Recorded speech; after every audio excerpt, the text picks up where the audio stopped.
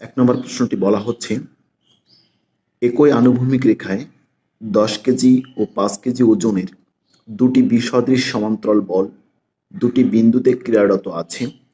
বৃহত্তর বল থেকে এদের লব্ধির প্রয়োগবিন্দুর দূরত্ব 25 সেন্টিমিটার হলে বল দুটির মধ্যবর্তী দূরত্ব কত?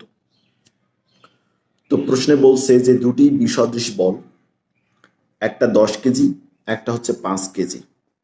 তো বিসদৃশ মানে দুটা দুই দিকে থাকবে কিন্তু সমান্তরাল।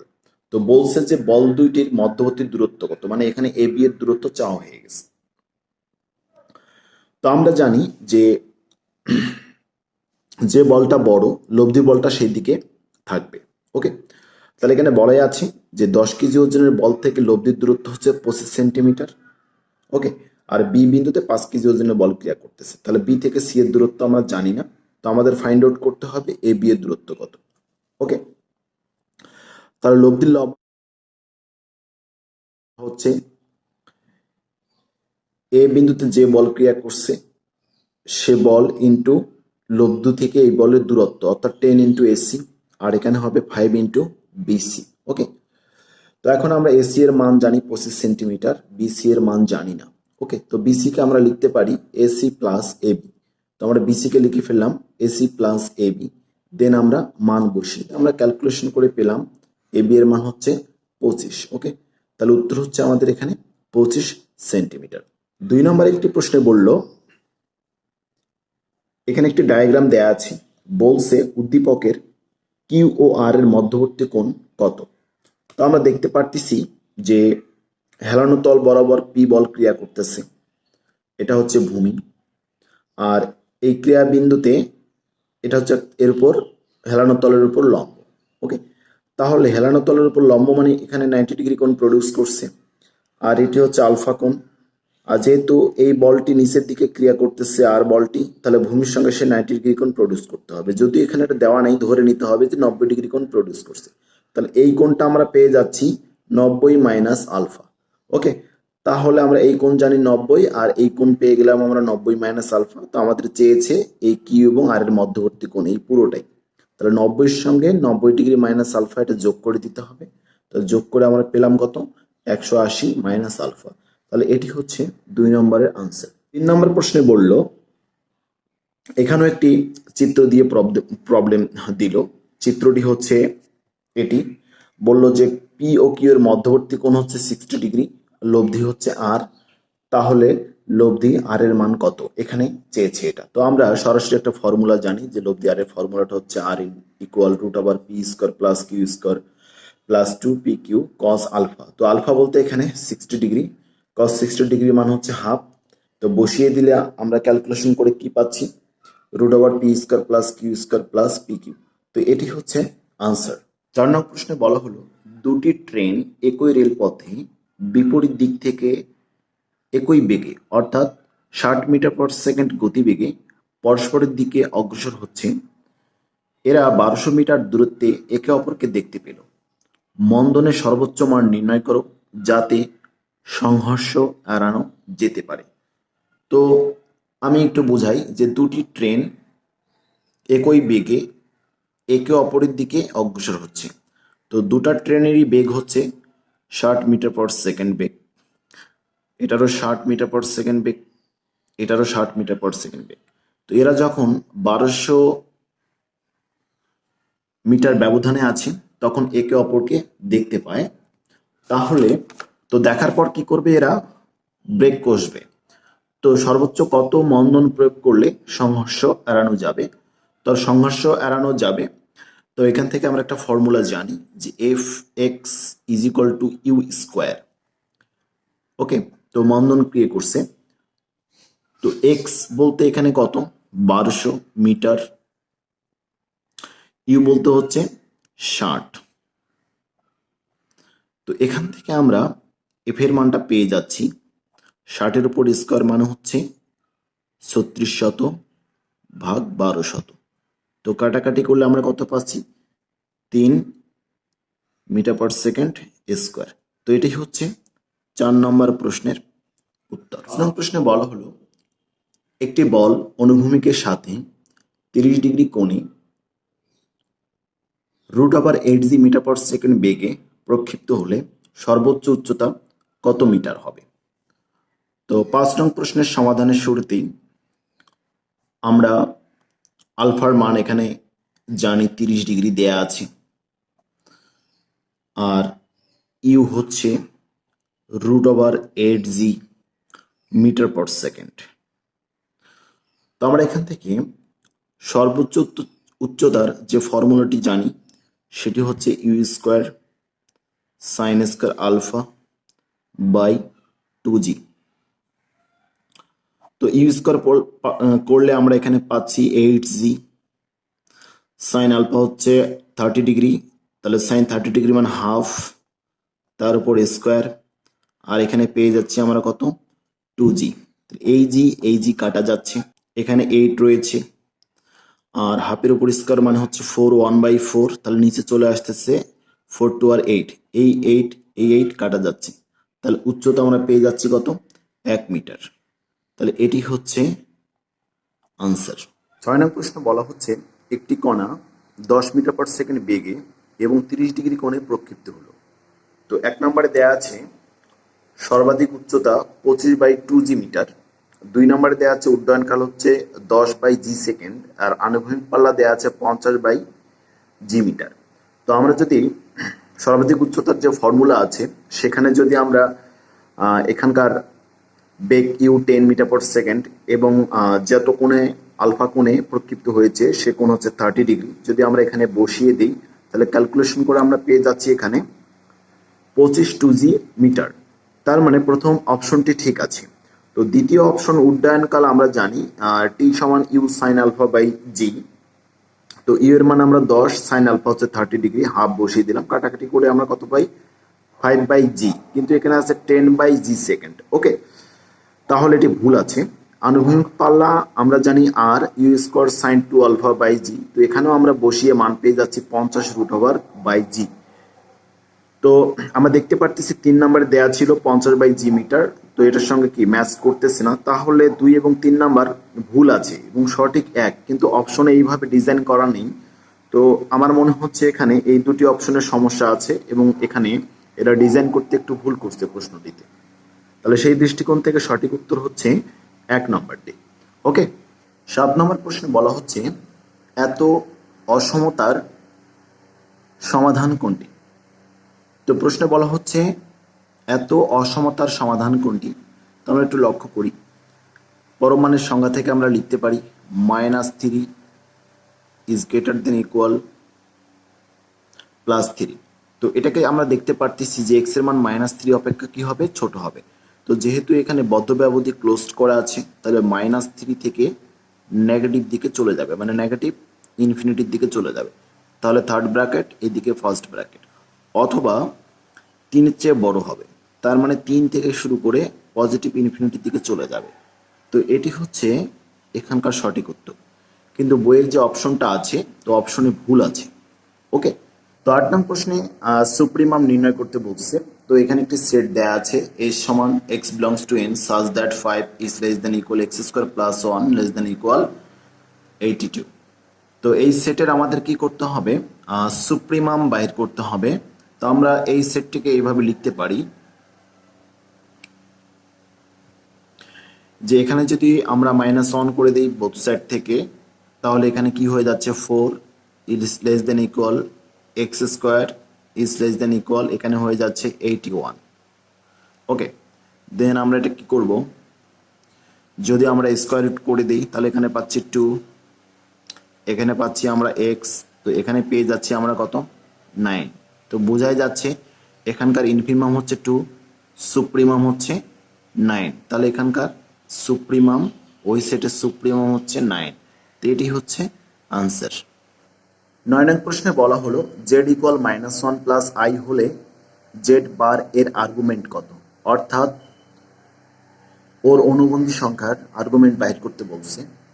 তো এখানে সলিউশনে আমরা চলে আসতেছি, জেড ইকুয়াল দেয়া আছে -i প্লাস আই, তাহলে এটার জেড বার অর্থাৎ অনুবন্ধী জটিল সংখ্যাটি পেয়ে যাব আমরা কত -1 - i। তো আমরা যদি এখানে কম্পেয়ার করি x প্লাস আই ওয়াই এর সঙ্গে, তাহলে x এর মান আমরা পেয়ে যাচ্ছি -1, ওয়াই এর মানও পেয়ে যাচ্ছি আমরা -1। তাহলে আমরা এটাকে কোঅর্ডিনেট যদি চিন্তা করি তাহলে থার্ড কোঅর্ডিনেটে চলে আসতেছে। ওকে, তাহলে আর্গান চিত্র হচ্ছে এইরকম। তো আমরা জানি এখান থেকে শুরু করে এইটুকু হচ্ছে এটার কত, এটা হচ্ছে আমাদের আর্গুমেন্ট। ওকে, তো এটা হচ্ছে অ্যান্টি ক্লকওয়াইজ। তো অ্যান্টি ক্লকওয়াইজ যদি আমরা এটা চিন্তা করি তাহলে আমরা আর্গুমেন্ট পেয়ে যাচ্ছি theta is equal two pi plus, তো মডুলাস দেওয়ার অর্থ হচ্ছে এখানকার মাইনাসগুলো এখানে এসে সাপোর্ট করবে না, তার পরিবর্তে আমরা পাই প্লাস করে দিলাম। তাহলে পাই প্লাস tan ইনভার্স 1/1 মানে হচ্ছে 1 এখানে। ওকে, দেন পাই প্লাস আমরা এখানে বুঝতেই পারতেছি tan ইনভার্স 1 এর পরিবর্তে লিখতে পারি আমরা কত, tan π/4। তাহলে tan ইনভার্স চলে গেল, পেলাম 1, আর এখানে থাকলো পাই প্লাস π/4। তো ক্যালকুলেশন করলে আমরা পাচ্ছি কত, 5π/4। তো কিন্তু অপশনে দেখা যাচ্ছে যে 5π/4 এই রিলেটেড কোনো অ্যান্সার নেই, তাহলে বোঝাই যাচ্ছে অপশনটি আছে এখানে ক্লকওয়াইজ। তার মানে আমরা করব কি, এখন আমরা করব কি, একটা মাইনাস দিব 360 থেকে এই কোণটা এখন বিয়োগ করে দিব আমরা, তাহলে আমরা আমাদের কাঙ্ক্ষিত ফলাফলটি পেয়ে যাব। তাহলে -4 দুগুণ 8, 8 থেকে 5 বাদ দিলে 3π/4। তো এটি হচ্ছে আনসার। 10 নম্বর প্রশ্নে বলা হলো যে এত এর মান কত। ওকে, তো এই বিষয়টিকে আমরা যেহেতু 2i ইনভার্স হাফ আছে তাহলে এটাকে 1/2i তার উপরে হাফ লিখতে পারি। এটাকেও আমরা এইভাবে 1/-2i তার উপরে পাওয়ার হিসেবে হাফ দিতে পারি। তো হাফ মানে হচ্ছে √2i, আর এটা হাফ মানে হচ্ছে √-2i। তো √2i মানে হচ্ছে 1 + i, আর √-2i মানে হচ্ছে 1 - i। তো এই বিষয়টা জানতে হবে যে √2i - 1 + i। ওকে, আবার এই বিষয়টাও জানতে হবে যে √-2i মানে হচ্ছে 1 - i। তো তারপর যদি আমরা এখন এখানে ক্যালকুলেশন করি, লসাগু করি, দেন আমাদের রেজাল্ট কাটাকাটি করে রেজাল্ট চলে আসতেছে 1। ওকে, তো এটি হচ্ছে 10 নম্বর প্রশ্নের উত্তর। এখানে 11 ও 12 নম্বর প্রশ্নের উত্তর একটা তথ্যের উপর ভিত্তি করে দিতে হবে, মানে কিছু শর্ত আছে, এই জাতীয় কিছু শর্ত আছে এবং এখানে একটি অভিষ্ট ফাংশন আছে। তো 11 নম্বর প্রশ্নে বলা আছে উল্লেখিত শর্তাধীন সমাধান অঞ্চল কোনটি। তো শর্তাধীন হচ্ছে এগুলো, x + y is less than 6, x is greater than 4, x is greater than equal 0, y is greater than equal 0। তো অসমতাগুলোকে যদি আমরা সমতায় করি, তো প্রথম সমীকরণটা আমরা দেখতে পারতেছি x + y = 6, তো এটাকে আমরা x/6 + y/6 এই আকারে লিখতে পারি, দেন আমরা গ্রাফে নিয়ে আসতে পারি। তো আমরা যদি এখানে মূল বিন্দু বসাই তাহলে দেখা যাচ্ছে 0 + 0 অর্থাৎ 0 is less than 6, তার মানে 0 6 অপেক্ষা ছোট, জিনিসটা সত্যতা। এখানে এই জন্য সমাধান অঞ্চলটা হবে মূল বিন্দুর দিকে। ওকে, দেন আমরা x is greater than 4, x equal 4 মানে হচ্ছে y অক্ষের প্যারালাল বসিয়ে দিব। তো আমরা যদি এখানে 0 বসাই, 0 is greater than 4, তো যা মিথ্যা, 0 কখনো 4 অপেক্ষা বড় হতে পারে না, তাহলে এটা সমাধান অঞ্চলটা চলে যাবে মূল বিন্দু থেকে দূরে, মানে বিপরীত দিকে। তো আমরা এখানে শেডের যে অঞ্চলটুকু পেলাম সেটা হচ্ছে এ বি সি এইটুকু অঞ্চল। তো এটা আমরা খেয়াল করলে দেখতে পাবো এটা হচ্ছে ত্রিভুজাকৃতির। ওকে, তাহলে আমরা বলতে পারি যে উল্লেখিত শর্তাধীন সমাধান অঞ্চল হচ্ছে ত্রিভুজাকার। ওকে, তো এই শর্তাধীনই 12 নম্বর প্রশ্নে বলছে জেড এর সর্বোচ্চ মান কোনটি। তো আমরা এখানে 3টা বিন্দু পেয়েছি, 3টা বিন্দুর মধ্যে এ হচ্ছে 4,0, বি হচ্ছে 6,0, সি হচ্ছে 4,2। তো আমরা যদি অভিষ্ট ফাংশন আমাদের কি দেয়া ছিল, অভিষ্ট ফাংশন আমাদের দেয়া ছিল z = 4x + 2y। তো আমরা যদি 4,0 বিন্দুটা এখানে বসাই তাহলে 4,0 বিন্দুতে আমরা কত পেয়ে যাচ্ছি, তো 4,0 বিন্দুতে আমরা পেয়ে যাচ্ছি, তো আমরা এখানে 4,0 বিন্দু বসালাম, 4,0 বিন্দুতে আমরা পেয়ে যাচ্ছি 16। আবার যদি আমরা এখানে কত চলে আসতেছে, 20 চলে আসতেছে। তো আমাদের এখানে দেখতে পারতেছি সর্বোচ্চ মান কত চলে আসছে, 24 চলে আসছে, কিন্তু অপশনে 24 নেই, অপশনে 20 দেয়া আছে সর্বোচ্চ মান। তাহলে সঠিক উত্তর হবে এখানে 24। 13 নং প্রশ্নে বলা হলো ax square plus bx plus c is equal to 0 একটি দ্বিঘাত সমীকরণ। তো 1 নম্বরে বলল c ইজ ইকুয়াল 0 হলে একটি মূল 0, b ইজ ইকুয়াল টু 0 হলে মূল দুটি সমান ও বিপরীত চিহ্নযুক্ত, c ও a একই চিহ্ন বিশিষ্ট মূল হলে দুটি বাস্তব হবে। তো আমরা সমাধানের শুরুতে দেখি যে দ্বিঘাত সমীকরণটি দেওয়া আছে ax square plus bx plus c। তো c ইকুয়াল যদি 0 হয় তাহলে c এর মান 0 এখানে বসিয়ে দিব, তাহলে পেয়ে যাচ্ছি আমরা কত ax square plus bx is equal to 0। তো x কমন নিলে কি আসে, এই পার্টটা আসে, তার মানে এখান থেকে আমরা x এর ভ্যালু কিন্তু 0 বাহির করতে পারি। তার মানে প্রথম যে স্টেটমেন্ট c 0 হলে একটি মূল 0, তাহলে এটা সঠিক আছে, তাহলে 1 নম্বরটা সঠিক। তো 2 নম্বরে কি বলল, b 0 হলে মূল দুটি সমান ও বিপরীত চিহ্নযুক্ত। তো b যদি আমরা 0 বসাই তাহলে b 0 হয়ে যাচ্ছে, আসতেছে ax square plus c is equal to 0 চলে আসতেছে। আমরা x সমান সমান কি পাচ্ছি, plus minus root over minus c by a এই জাতীয় কিছু মান পেয়ে যাচ্ছি। তাহলে দেখতে পারতেছি যে এখানে মূল দুটি সমান আসতেছে কিন্তু বিপরীত চিহ্নযুক্ত, তো সেই দৃষ্টিকোণ থেকে এই অপশনটি ঠিক আছে। তো 3 নম্বরে বলছে c ও a একই চিহ্ন হলে মূল দুটি বাস্তব হবে। হ্যাঁ, তো এটা কোনো আসলে নিশ্চয়তা নাই যে c এবং a যদি একই চিহ্নযুক্ত হয় তাহলে যে বাস্তব হবে এমনটা না, কারণ এটা যদি মাইনাস হয় এটা মাইনাস হবে, তখন তো দেখা গেছে যে নিশ্চয়কের ভিতরে, নিশ্চয়ক বলতে আমাদের কি এখানে বি স্কোয়ার মাইনাস 4ca, তো এর ভিতরে নেগেটিভ চলে আসতে পারে, তখন তো বাস্তব আসবে না, তখন অবাস্তব আসবে। এই জন্য 3 নম্বর যে অপশনটি আছে, তো 3 নম্বর অপশনটি হচ্ছে ভিত্তিহীন, এই জন্য আসলে অপশনটি সঠিক নয়। তাহলে এখানে আমরা দেখতে পারতেছি 1 এবং 2 সঠিক। ওকে, তো 14 নম্বর প্রশ্ন বলল যে এখানে একটা সমীকরণ দেওয়া আছে, সমীকরণটি কি সূচিত করে, পরাবৃত্ত, উপবৃত্ত, অধিবৃত্ত না বৃত্ত। তো এটা সমাধান করার জন্য আমাদের কিছু শর্টকাট এখানে ফর্মুলা আছে, সেই ফর্মুলাগুলো জানতে হবে। তো ফর্মুলাগুলো আমি দেখিয়ে দিচ্ছি। এখানে একটি সাধারণ দ্বিঘাত সমীকরণ ax square plus 2hxy plus by square plus 2gx plus 2fy plus c equal 0। তো এর সঙ্গে আমরা কম্পেয়ার করব। তো এখান থেকে ডেলের মানটা আমরা জানি যে একটা নির্ণায়ক টাইপের ahg, আবার hbf, gfc, এটা হচ্ছে একটা নির্ণায়ক টাইপের। তো এই নির্ণায়কের মানটা আমরা বাহির করতে পারবো। তো যদি পরাবৃত্ত হয় তাহলে হবে এই নির্ণায়কের মানটা নন জিরো হবে এবং এইচ স্কোয়ার ইকুয়াল এবি হবে, তাহলে হবে পরাবৃত্ত। আবার উপবৃত্ত হলেও সেই নির্ণায়কের মানটা নন জিরো হবে এবং H square is less than AB হবে, তাহলে উপবৃত্ত। আবার যদি এখানে নন জিরো হয় নির্ণায়কের মানটা এবং H square is greater than AB হয়, তাহলে হবে অধিবৃত্ত। আবার একজোড়া সরলরেখার সমীকরণ হবে যদি ডেল ইজ ইকুয়াল জিরো হয়ে যায়। তো এই কন্ডিশন আমরা অ্যাপ্লাই করলে সহজেই আমরা এখান থেকে উপবৃত্ত না অধিবৃত্ত না পরাবৃত্ত এটি সহজেই আমরা বলতে পারবো। তো তারপর আমরা কি করব, এই যে ax square plus 2hxy plus by square plus 2gx 2fy plus c এর সঙ্গে যদি তুলনা করি তাহলে a b c h g f এর মান পাচ্ছি। তো এখান থেকে আমরা নির্ণায়কের সাহায্যে ডেলের মানটা বাহির করে নেব। দেখতে পাচ্ছি এটা হচ্ছে নন জিরো, তাহলে আমাদের শর্ত থেকে আমরা পাচ্ছি যে এটা হয়ে যাচ্ছে আমাদের অধিবৃত্ত। 15 নং প্রশ্নে একটি উপবৃত্তের সমীকরণ আছে। তো এখানে কেন্দ্রের স্থানাঙ্ক দেয়া আছে -2,1, ক্ষুদ্রাক্ষের দৈর্ঘ্য দেয়া আছে 6, একটি উপকেন্দ্রিক লম্বের সমীকরণ দেয়া আছে y = 2।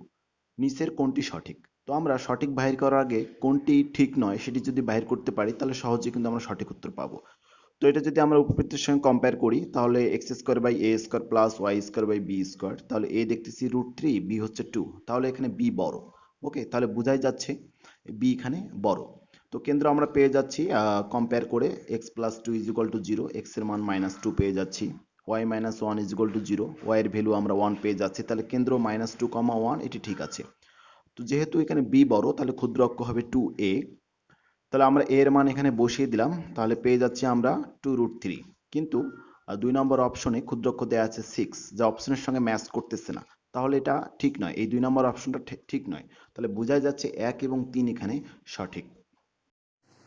16 নং প্রশ্নে বলল, তো এখানে একটি ডায়াগ্রাম আছে, ডায়াগ্রাম থেকে শীর্ষবিন্দুর স্থানাঙ্ক বাহির করতে হবে।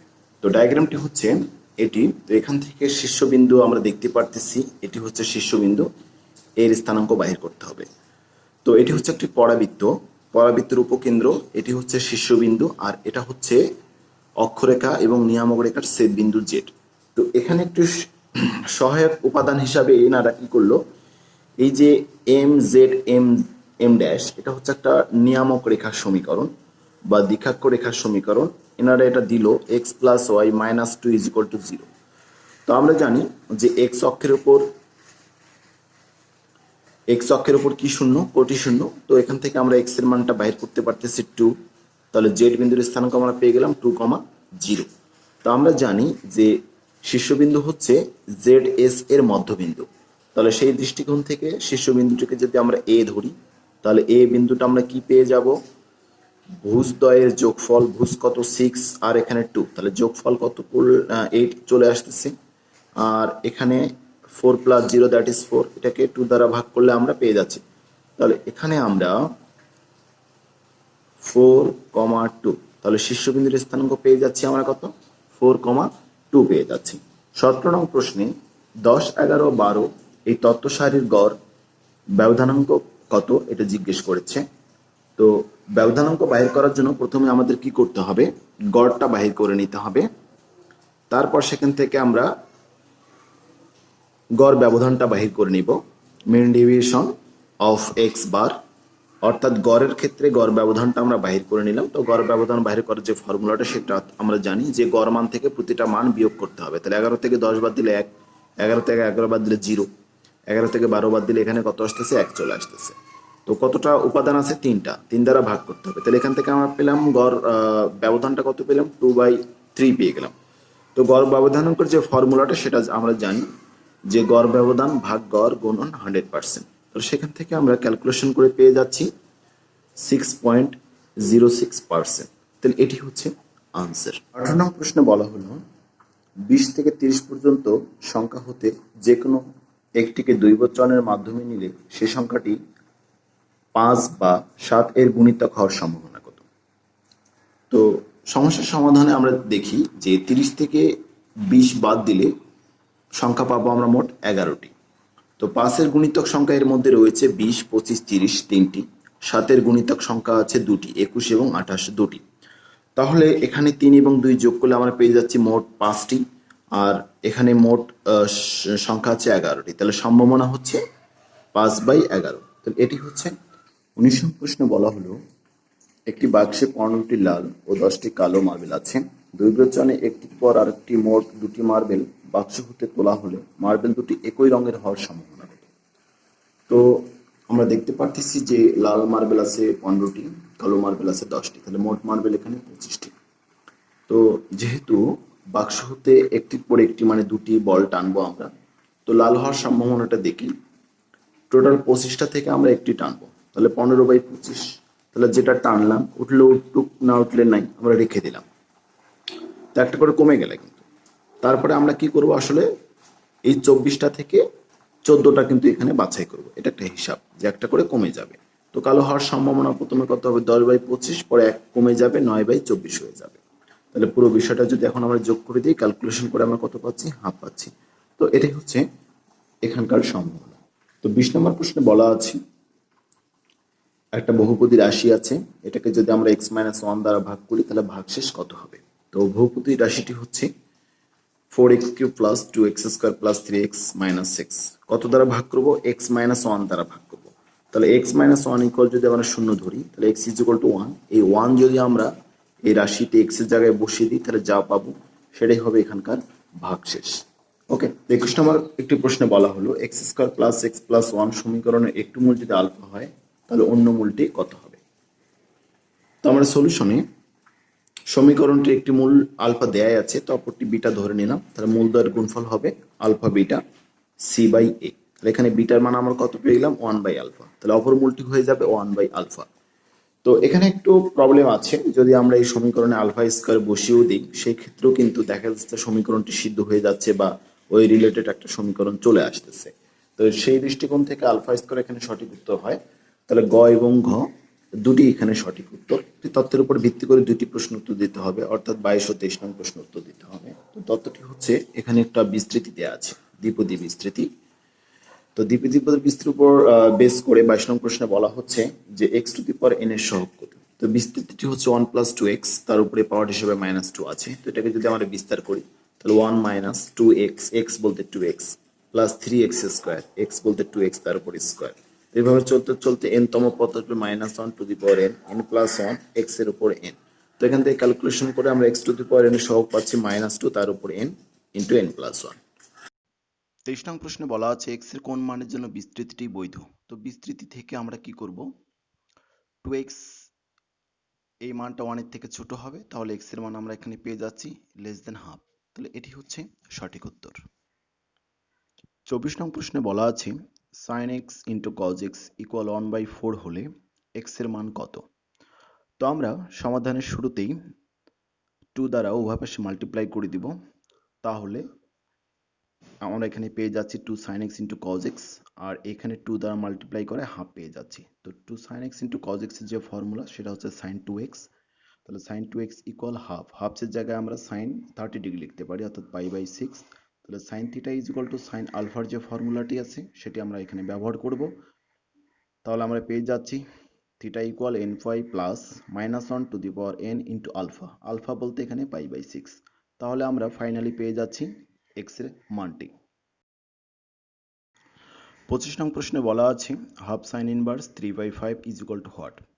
তো এই ধরনের প্রশ্নগুলো আমরা কি করব, অপশন থেকে সঠিক উত্তরটা বাছাই করব।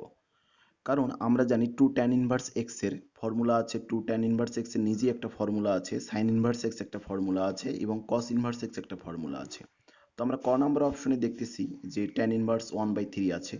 তো সামনে হাফ 2 নিয়ে আমরা 2 tan ইনভার্স x এর ফর্মুলা ফেললাম সাইন ইনভার্সের, কারণ অপশনে উদ্দীপকে যেটা আছে সেটা হচ্ছে সাইন ইনভার্স রিলেটেড। তো আমরা সাইন ইনভার্স x এর যে ফর্মুলাটা আছে 2 tan ইনভার্স x এর formula sign inverse 2x/1 plus x square. তো এই ফর্মুলা ফেলে দেখলাম যে হাফ সাইন ইনভার্স 3/5 এই বিষয়টা tan ইনভার্স 1/3 এর সঙ্গে কোরিলেটেড। তাহলে আমাদের এখানে ক নাম্বারটি হচ্ছে সঠিক উত্তর।